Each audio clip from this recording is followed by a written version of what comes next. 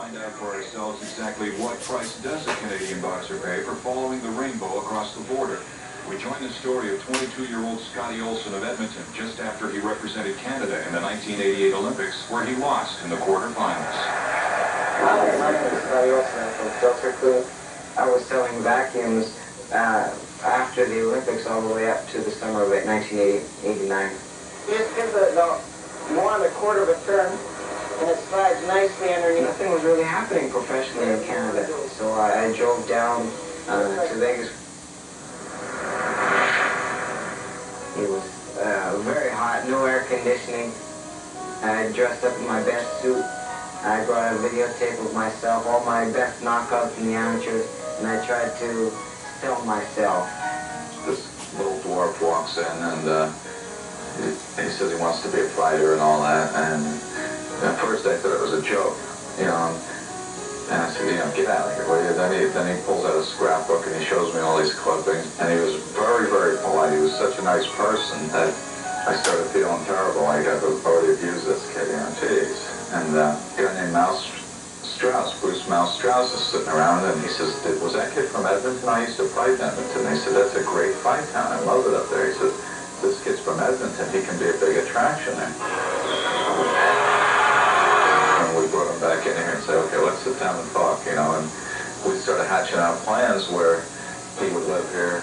He trained with Sandoval, who's a former bantamweight champion, and Mouse would manage him, and we'd start promoting him, and that's actually what happened. I worked for Top Rank for 11 years, and I've been here in the Vegas office for 3 years. I can't think of another walk-on. I'm telling you, I chase guys out of here. I like him more as a person than as a fighter, and considering how highly I hold him in regard as a boxer, that says a lot. He's a terrific guy. They took me in, they're like a family to me. I'm a big person too. That's how I feel about him. He's like the whole office staff. He's like our adopted son.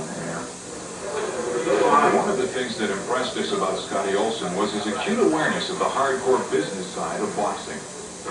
Boxing professionally is entertainment. Promotional companies will look for in a fighter would be, does he have crowd-pleasing potential? His ability to turn on the crowd. Whether he can get fans to come out when he has a fight. There's a lot of fighters in Canada who are excellent fighters. Same here in the United States, all over the world. But there's only a select few that really have the potential to be marketed and brought along well and made into an attraction for a certain company to make money. He pulls in fans here. They love him on television. The announcers, a lot of them, we get fan mail for him. And not many guys, have that kind of popularity. I think those things are certain aspects that Top Rank is really planning on cashing in on. And I hope to bring not only myself, but Top Rank a lot of exposure through what I can do in my career. Scotty is like a member of the family, and so he's been around us enough to really absorb what this business is about. He's a very smart young man. So how much does a boxer like Scotty actually make at this stage in his career? Well, money is not something I really get into very often. When asked, he was reluctant to talk about it. But eventually, he came around. I'm fighting, once a month for 15 months now. Not only physically, but mentally. I'm making, minimum, I'm making $5,000 for my fights. All my accommodations, food and things like that are taken care of for me. The money that I make for my fights, I get paid immediately after. That money is divided among Mouse, Richie, and myself. And we divide it all, and I get my percentage, and, that goes in my pocket. And I send some home back to my mom and stuff like that. The standard fee for a trainer is 10% of his fighter's purse. The manager usually gets 33%. So out of a $5,000 purse, Scotty would receive about $2,800 a month. But they don't know that I would fight for free. Yeah, I love fighting so much, I'd fight for free, but they want to pay me for doing something that I really love to do. And I think it's really humorous because to actually be earning a living and getting paid for a job that you love to do. A lot of people aren't in that position. But Scott Olson has tremendous potential for much bigger paydays in the not-too-distant future.